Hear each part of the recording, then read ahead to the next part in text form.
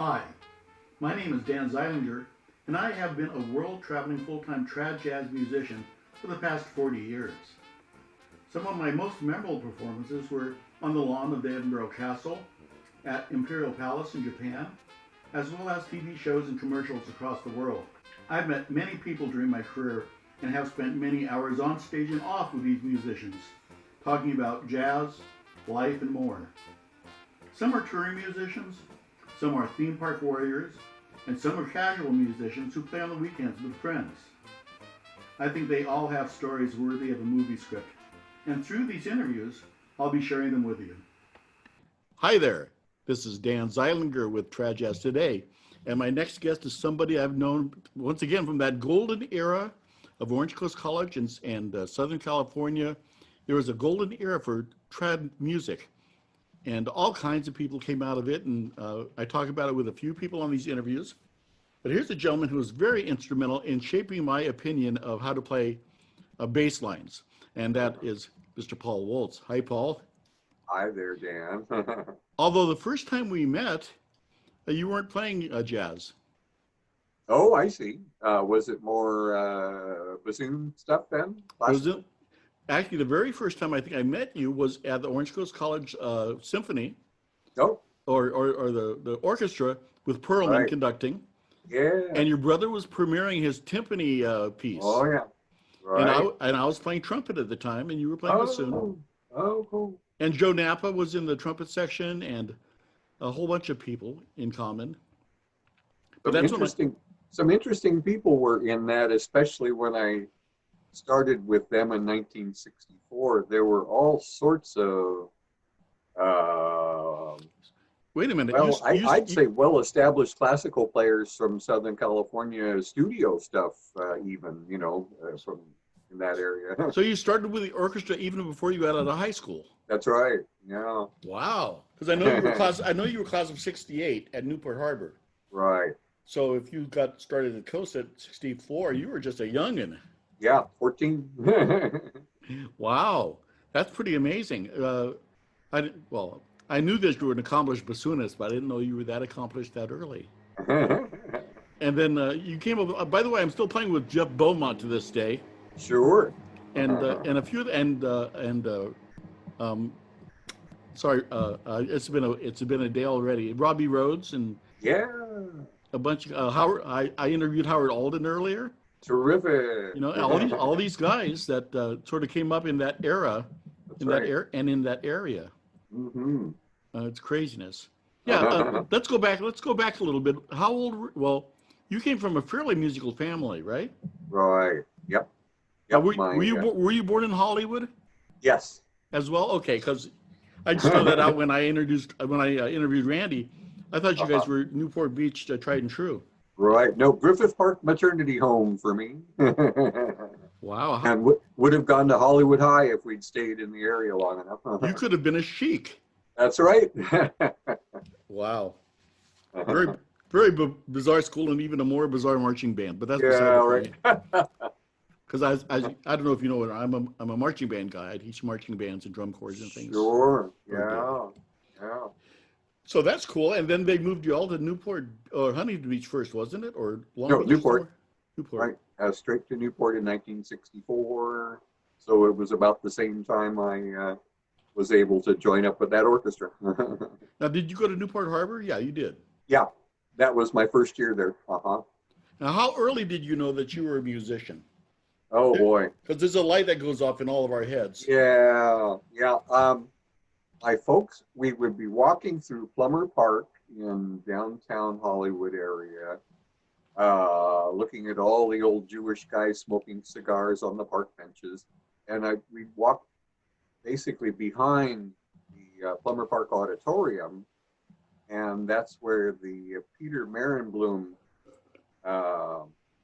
Pioneer Symphony and, oh gosh, what's the name of that was the younger group, and then he had an older kids group. They were playing full symphony stuff, and I'd hear the music coming out of the back of the theater, and I remember telling my folks, "Hey, that sounds really cool. I might like to do that."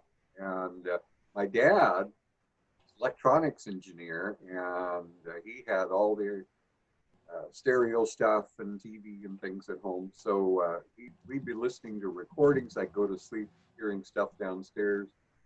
And I pretty much realized now I kind of focused on the bassoon, even though I had no idea I would be playing that later on. So That's just sort of where your ear went. Was yeah, and so I'd say it was maybe 1960, maybe even before that, that I decided that all the music stuff was just wonderful.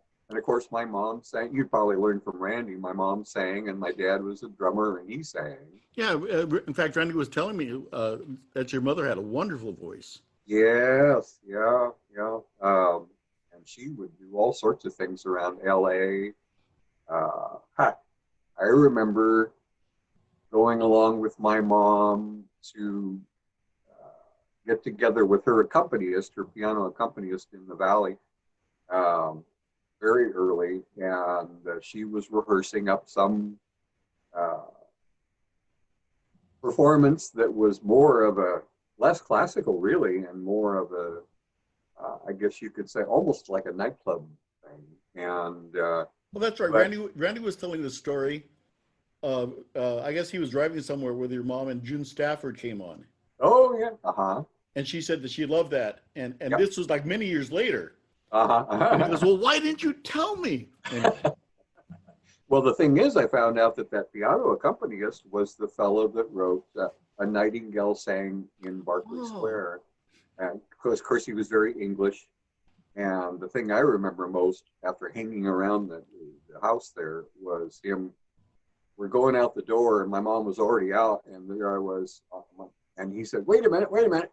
And he handed me this huge salami that must have been, seemed to me just enormous, and to bring home with them, with us, you know. Nice guy. no, that's very cool. But all those little sideway things that you grow up with, you know, half the people in junior high were all involved in studio stuff and acting. And I don't know if Randy might have mentioned Peter Lorre was a couple blocks away. No, he didn't. Yeah. You mean Peter Lorre? Oh, Yes. And oh, got David by the way, McCall. just Uh-huh. I'm sorry, just for those that are watching that aren't of our age, Mm-hmm. Peter Lorre was a great character actor. He appeared in Casablanca and all kinds of different movies, and had a very distinctive voice. And actually, a lot of impersonators did impressions of him because he was so recognizable. That's right. Mr. Anyway, Moto, a whole mystery series, you know. Oh, those are great. Um, yeah, and originally was most famous for being in the movie M, which was a German yeah, movie. one I of those guess it German was a impressionist things. Yeah. it was a silent and a sound movie, and he was just wonderful. So great stuff. And but David McCallum was next door on one side, and then Man from Uncle.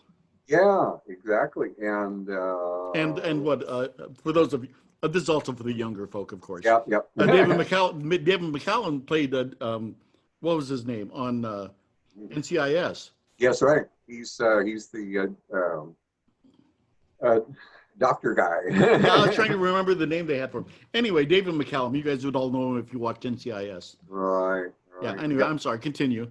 Yeah. And trying to think, from Wild Wild West and Oh, other movies. I remember. They called him Ducky.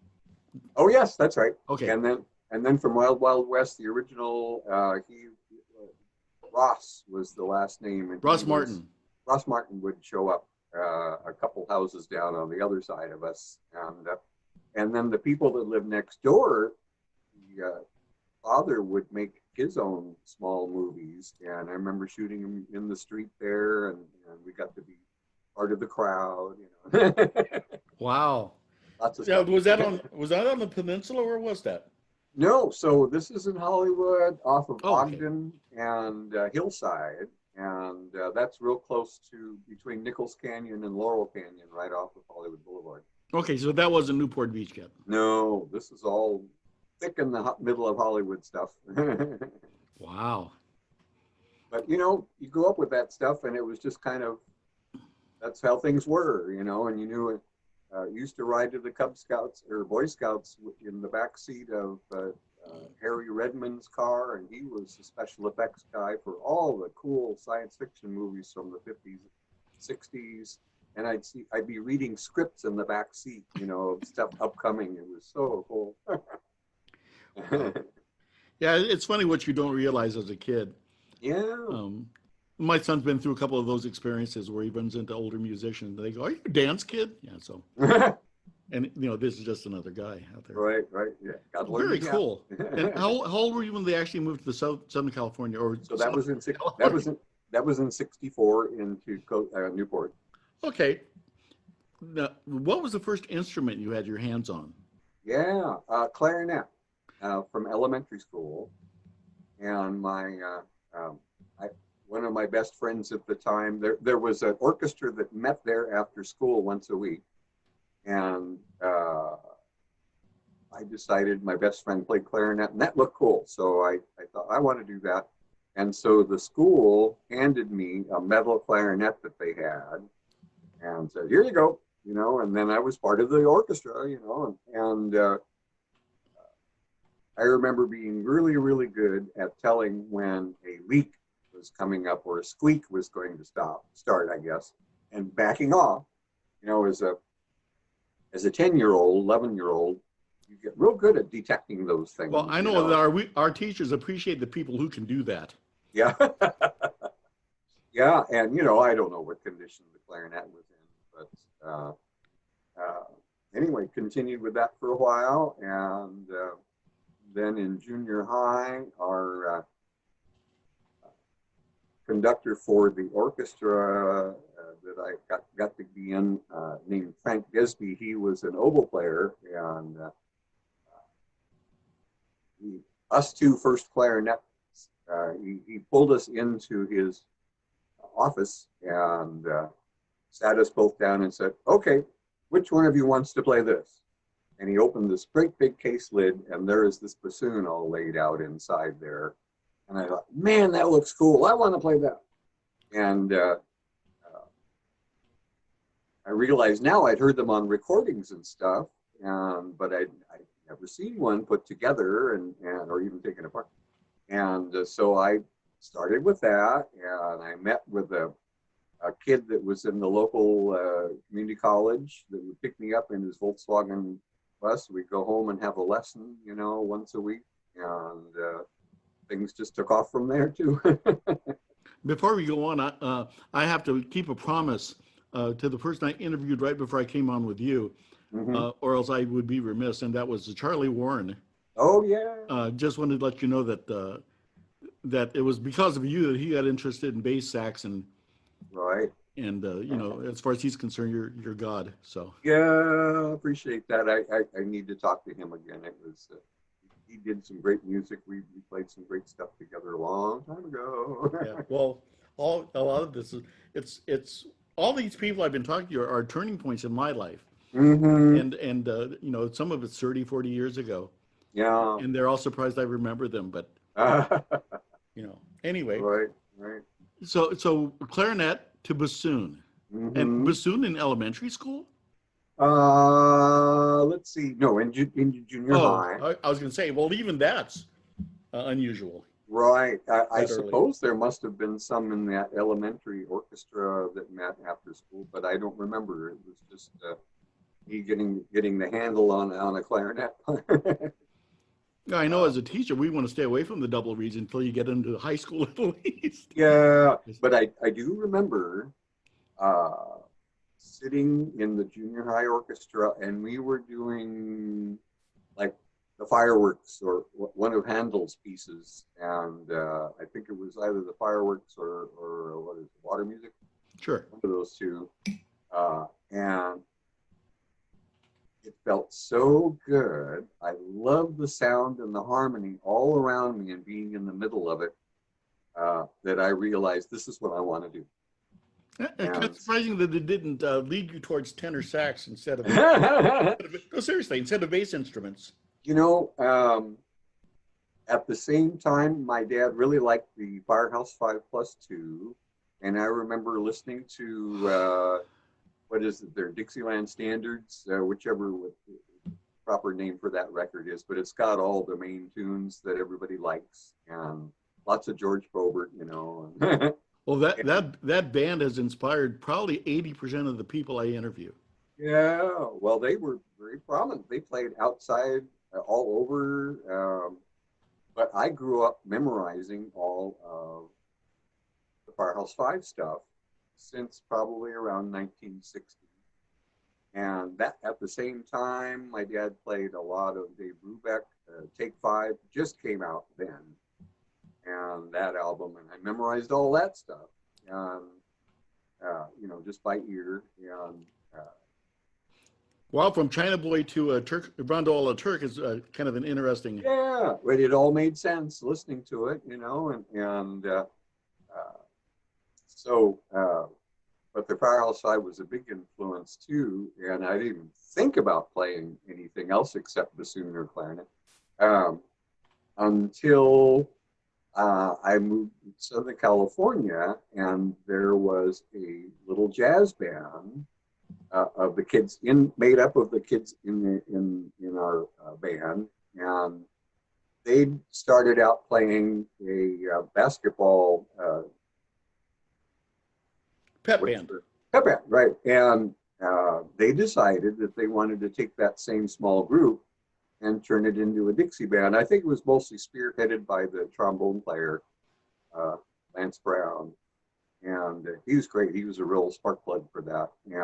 But they went out and got their little arrangement books, you know, and they all learned their parts. And I thought that was the coolest thing.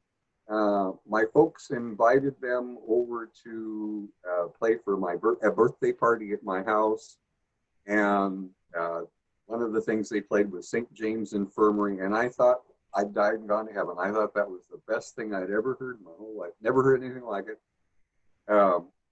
And right then I decided, okay, I've got to be part of this. So I wanted maybe to learn to play alto saxophone because it seemed like the easiest crossover from what I was already playing. And well, see, you were fortunate that you went from clarinet to the other instruments. Because I went, when I was learning woodwinds, I went from flute to saxophone to clarinet, and the register just threw me out the window. Oh, right. You know, so it's good. That's yeah, they all kind of overlap. I realized that playing bassoon is about the same range as my voice, and so we're very compatible that way. No, that's cool. Feels very comfortable. Anyhow, I learned saxophone just to play it, and so I got into the band with that. But you know, earlier I'd just been playing bassoon, and so I had to learn how to play all the other things just to participate in marching band. And so I played glockenspiel, snare drum, whatever it took, and to get into all of that too, which is fun. But the saxophone, I've said before, it took me almost 3 years, 2 solid years, to learn to switch over to be able to play some sort of jazz that wasn't mired in classical strict, you know, get the swing feeling, you know, and all that, and be freer and all. Right. It wasn't it wasn't one of the hotel bands, or it wasn't a classically based jazz band, right? No, that's right. It was strictly an ad-lib Dixieland band, pretty much. And but it, you know, for anybody that's looking to get into that kind of music, I said, you know, it takes some really concentrated study to be able to get the hang of it. You can listen to it, but it's a whole different thing to play it. You know, it's interesting. I don't think I'm talking out of school here, but I play with your brother quite a bit now. Yeah. And it's kind of fun because he's finally evolving into a jazz player. And, yeah. And he really hasn't been the jazz guy. I mean, I understand that. And and he's really getting good at it. It's kind of neat to see. He's been such a show player all of his life, and you know, play organ and things. Yeah. But and all of his dinner club stuff that he would do, or supper, or a terrific player. show things that he'd write all the arrangements for him and stuff. But like most brothers, he probably stayed away from it because you were so deep into it. Right. I mean, it's just the way it is. No, what I don't know, in part, I hope you don't mind me bringing it up. I didn't. Did Gina ever play? No. She said she was. What she did was accompany when we play on washboard. Used to play at. Gosh, what's the place there? Long Beach by the. A cute little area with shops and things. And Shoreline Village. Portugal. Oh, Portugal. Okay. Portugal. Yeah, I don't know if it's still there, but nice little area for strolling and playing, and so we did a lot of outdoor stuff. I was just curious. Of course, I met her in college, and we can get to that in a minute. But let's finish on with your high school career here. Yeah. So, let's see. Stuck with bassoon, but was starting to play a lot of Dixieland. We played. Oh man. One of my favorite places, the Firsts. We played it at Shakey's in Newport. Wherever you could get a gig playing, or not a gig really, you just go and play for free. You get pizza and Coke. Yeah. For us high school kids, that was great. And we wound up playing a lot. I mean, those kind of were the golden years because there were lots of places featuring live music and lots of pizza places. My gosh. I've often said that Shakey's was responsible single-handedly, I think, for keeping all of the piano and banjo players, going. Absolutely.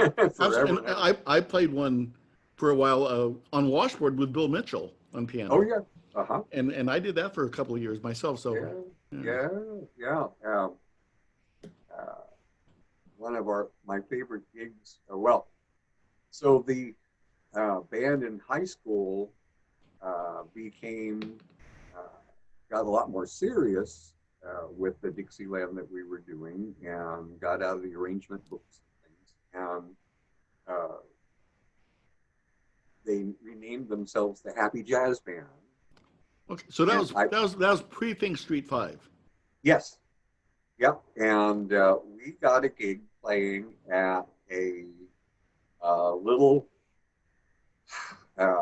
Not even a restaurant, although I guess they served food. It was more of a tavern, upscale in Corona Del Mar, right off the Coast Highway. And we play there every Friday. We play for 3 hours, and each of us got paid $7 a piece, and I thought that was wonderful. Just great. Of course, $7 went a lot further back then. Oh yes. And the cool thing was that that's when gas was $0.25 a gallon too. Yeah, right. That's right. And rent and houses and everything was. I used to mow lawns, so I know the gas prices. Yeah. But the cool thing was there were a lot of illustrators, cartoonists that lived in the Corona Del Mar, Newport Beach area, and a lot of them came with their wives or girlfriends, and they come to drink and dance and just to us. Is that that's how you met Roger Crum? No, that's a little bit later on. Okay. That's in the 70s. So this is. Well, I'm just saying you were talking because I know you were talking about animators and such. That's right. Yeah. Well, always enjoyed that too. But it was so cool to meet Interlandi and Virgil Parch and some of the other folks that it turns out that they had a kind of a group club in the area where they hung out together anyway. And so I guess they all just kind of came to see us, and thought that was wonderful because I knew who they were.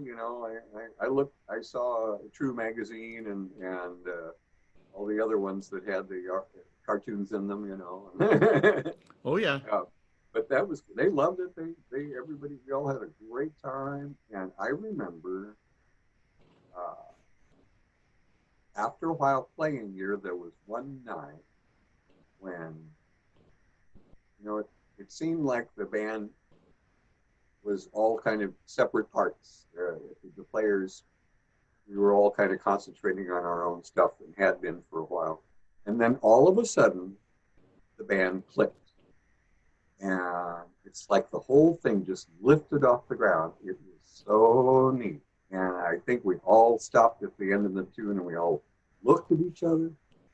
It was wonderful.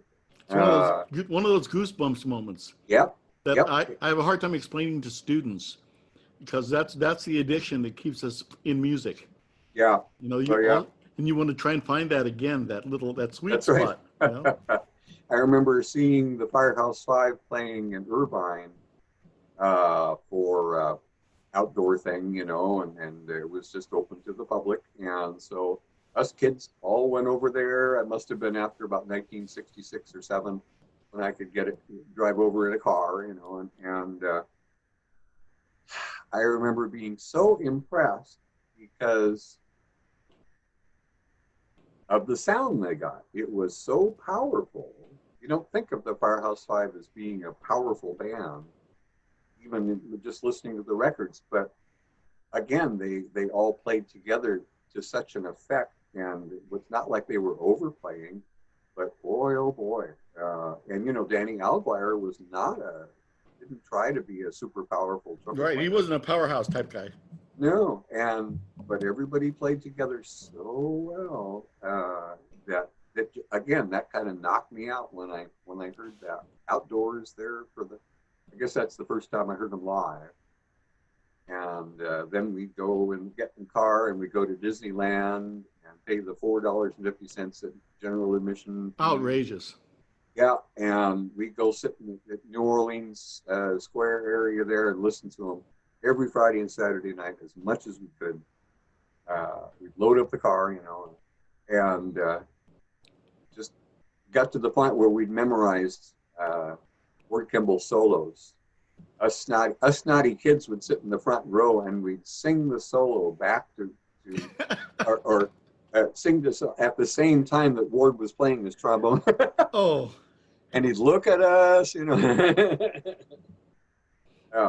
But again, the availability of the music and the players, their Dixieland at Disneyland nights, you know, and see groups from all around the country there.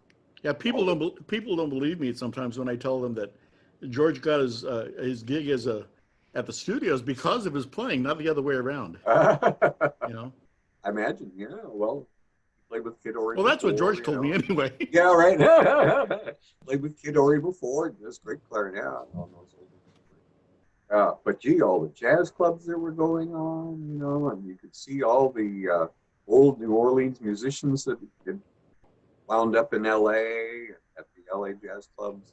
Boy, it's great. You can talk to them, you know, and shake hands with them. And, well, that's part of that's part of what I'm trying to do with this show, is to give some younger players that experience of listening to old guys talk. Yeah. Because it's actually a great actually where I learned a lot of my stuff was just sitting around listening to older musicians talk and feel like part of the community, you know? Oh sure. Playing tuba or bass saxophone, I managed to get called to do all sorts of things for little pickup deals. And I remember one guy that called me 2 or 3 times, an old Creole gentleman from, you know, not necessarily New Orleans, but in that area, that played an Albert system clarinet. And he must have been halfway to 80 when he called me. But he wanted to do all the old songs for some, you know, party thing. And so we played together. It was just the 2 of us. And it was great because you heard him echoing the old stuff, you know, and it wasn't a George Lewis thing, but he was just very nice. And it reminds me of the marching band that would open the Sacramento Jazz Festival for a number of years. That was the all black one. I can't remember the name now. I'm going to be terrible at remembering. Yeah, it's that New Orleans style brass band. I can't remember the name they used. So we had the white shirts and the caps, you know, and the guys played the drums with the great beat, and I got to play sousaphone in that. Well, I'm so glad you stopped playing sousaphone. It gave me some work. So much fun. It really satisfies an itch. But just that group, people will be standing on the street or they come up and talk about, gee, these old guys playing. I mean, the lead Peter would hire all of these old black uh, musicians that had been in Hollywood forever and ever. Um, uh, and they'd say, man, these guys really uh, just play the old stuff so well. Well, what they didn't know was, you know, these old guys had been through all the different musical eras. They all knew Ellington. They all knew Basie. They all knew, you know, anything more modern. They appreciated it all, but they were all playing the old stuff. Yeah, And and they knew things like "Flee as a Bird" and that's uh, right. Yeah, the tunes that are appropriate to that genre. Which, I mean, they're their own thing. yeah, yep. But it was neat being with those guys too. I roomed with George Orndorff, you know, the trumpet guy with the what's the Los Angeles band?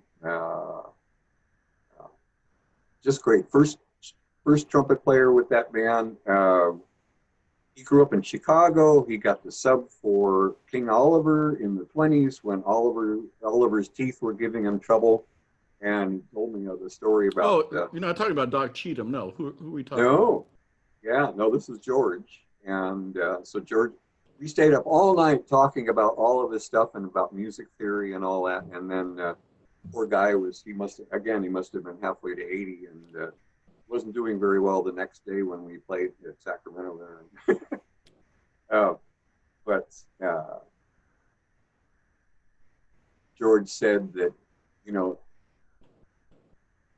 every week you check out at the music store to see the latest Louis Armstrong record. You go over there and buy the latest King Oliver record. You know, they were all laying, and Jelly Roll Morton, they were all laying down what everybody wanted to do, and you had the great soloists. And so George would learn all that stuff. He was like 17 or 18. So he got the call to play for King Oliver.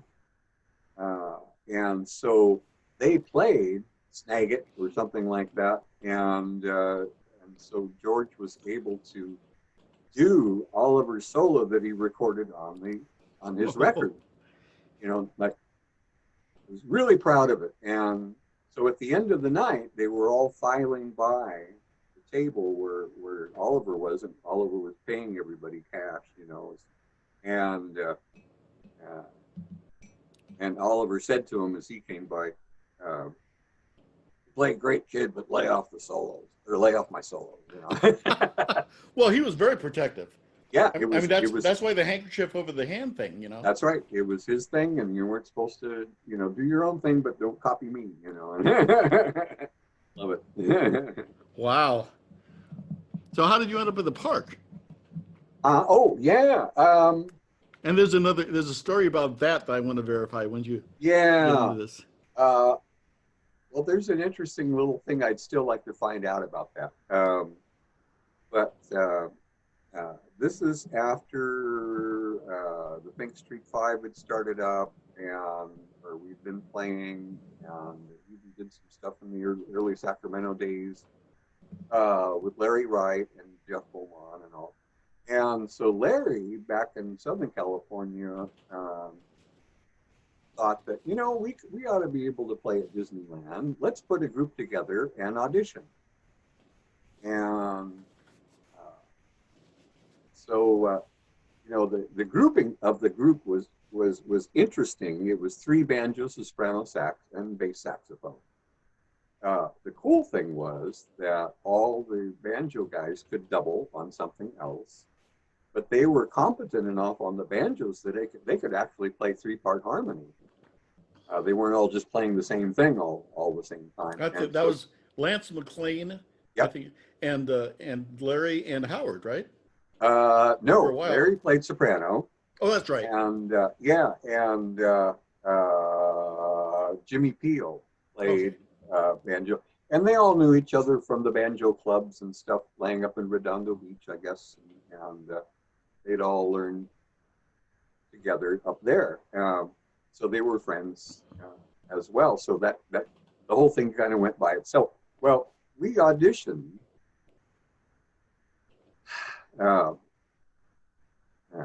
We got in based on a letter that my mom wrote about us. And apparently it really got the Disneyland's attention. And I guess whatever she wrote, just really, they said, we have to listen to these guys. And I never saw the letter. I don't know what she wrote. I wish I knew now what she put down, because it paved the way. We got right in. And so after we played, the talent guy said, okay, what do you want to do in the park? Where do you want to play? Wow. And he said, and Larry said, we want to take the Banjo Kings spot. Well, that was a group that was already there in the New Orleans area, that had been there for some while. And he said, okay, you got it. And so basically out went the old group and in we went, you know. Oh my. I feel a little guilty about that, but that's what we wanted, you know. And of course we were young and the other guys were older, and so that had something to do with it too. But it was, you know, practiced for it. We went in and auditioned for it. We got the gig and just learned to do the whole Disney thing after that for 3 years. And now the story that I wanted to verify with you was when Disney decided you couldn't have facial hair anymore. Oh, yeah. And there's a famous story about you about that. Yes. Now, either Brian or Westy told me the story, but well, yeah, because I'd been subbing at Disneyland before with the class of 27, and that group during the, you know, there were times when you had the evening show, which was the class of 27 at the Golden Horseshoe, and then during the daytime, they were the Banjo Kings that would be strolling around Frontierland in New Orleans. And so Westy had come to me and said, hey, how'd you like to be my sub? And so basically it was to play Sousaphone, but then I started bringing the bass saxophone, and that was fun too. Well, during that time, earlier then, I was an occasional guy, and so I would show up with my beard, and nobody seemed to really care, you know, 2 or 3 or 4 times. And then there was a particular Saturday that was turned out to be Gay Day, is how they put it, or this is how we all kind of knew it behind the scenes. Anyway,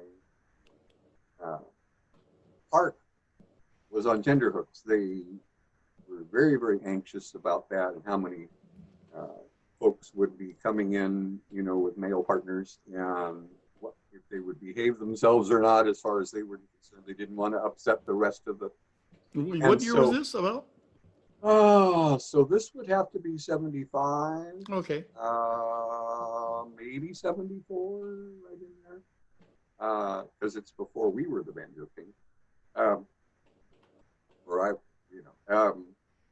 But the upshot of it was that groups of higher ups were wandering around the park making sure everything was okay, and they came along and saw me with the long beard, and they said, that's it. And I guess they had a talk with Sonny Homer, who was the leader of the Disney stuff, and Sonny said, well, we need this guy, you know, he won't be the same if we send him home and we have to be out there still playing. And they said, okay, you all go home for the day.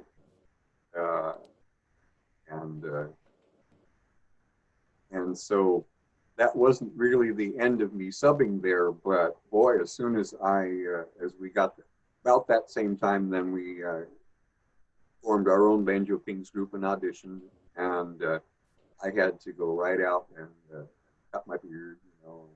And, now the story is that cut my hair. that you took the beard off and then put ear hooks on it and put it back on.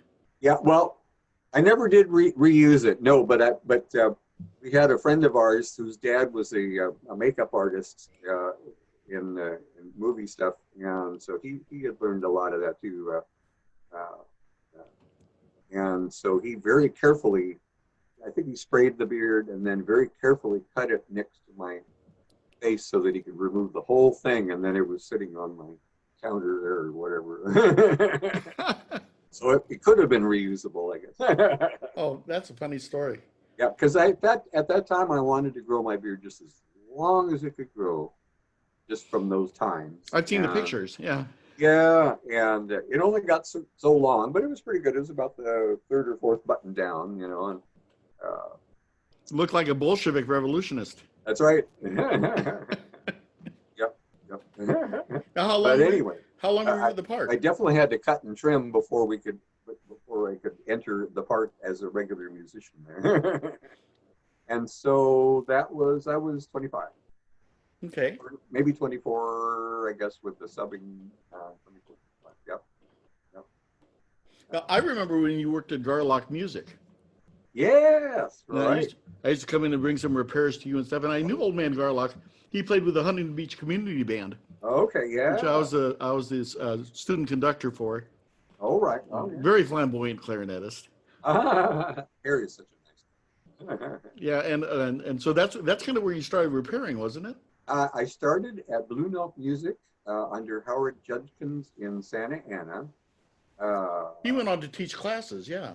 Yes, right. And so I was in his very first class, but before that I had seen a notice, I guess, a paper or something about a new repair class being put up in, I guess it was Orange Coast College. Yeah. I took that class at Orange Coast, but Sam Schliff was teaching it when I got there. Oh, all right. I was wondering how long Howard had done it. Yeah. But it seemed like he just retired there after all these years. So I was in that first class, and we learned a little bit of everything. And then he also took everyone's information because he was curious to know who'd signed up, you know, a little bit about their histories and stuff. And then that was in the springtime, and about a month or two later, he got in touch with me and said, all of my repair guys at my store have quit and moved up the street and started their own repair shop. How would you like to come to work for me? And I said, you bet, but I feel it's most important that I learn to do repairing. So rather than just be a counter person, I want to have you teach me repairing. And he said, okay, no problem. And so in September 73, there I was starting work at the music store and learning repair, you know, and then several repair people came through, and again, it must have been Orange Coast. Or I'm not sure about that. It could have been another community college in the area. Anyway, there were some nights that they had evening classes with others surrounding repair guys. And so Harry was there, and he talked to me and said that, you know, I've got my music store for sale. Was only open one day a week on Saturdays. And he was getting into his 70s. So I thought, that was after about 3 years of me working at Blue Note. And so I talked to my parents and said, boy, I'd sure like to buy his shop and get into this. And so they backed me. And so I bought his plate business in Midway City, and was started to do that full time, you know, as another job besides playing, which is always up and down and stop and start. Oh yeah. Yeah. So that started up in 76. I bought the shop, the repair shop, and got married in '77, and the Disney stuff had been going on then as well. And then I was also playing in orchestras. So things were super busy. Yeah, you were a very busy guy, which makes me wonder what got you to Seattle. Yeah, that's a fun story. Every time we had to move, we were renting in Orange County, and kept having places sold out from under us. We had to move because places were being torn down for more building and whatever. And so started in Costa Mesa, went to Santa Ana, went to Orange, lovely area. And but it seemed like every time we had to move further inland, and it gets hotter the more you move inland, and we're not hot people at all. Closer to by the water, the better for us. And so I was playing with Golden Eagle Jazz Band from San Juan Capistrano down in San Diego, for their festival, and I just coming out of a playing area, and I bumped into Bert Barr from Seattle, and he said to me, "Hey, sure interested in having you join my band. We play over 300 jobs a year, and we'd sure like to have you come join us." And so I was walking back to my room, and it's like I stopped and I go, 300 jobs a year? Man, that's almost better than, well, the only thing that'd be better would be a full-time gig at Disneyland where you're there every day, And so I think I I sat in with the Uptown band when they were at the LA Jazz Festival there at around the airport area. Yeah, Marriott, yeah. Yeah, and it was to kind of try them out. And then they were trying me out, you might say. I think Bert knew already, but none of the other guys did in the Uptown band. So, and had fun playing. It was good. Love the music. By the way, I've already interviewed Dan Marcus too. Okay, very good. Yeah. Well, besides to jump back a little bit, there was a kind of a turning point for me when Jeff and I went into the local 78 record store in Hollywood, and we were poking around, and he bought some original Dixieland Jazz Band records, and I bought a whole bunch of Blue Waters records, all the Jazz Man LPs and stuff, but they were all the original 78s, and you could buy them cheap. And so that was like a turning point for him and us. We'd been playing in the Pink Street 5, and he kind of went in that original Dixieland Band record album or direction, and I started listening to the Blue Waters groups, and there's Turk Murphy, and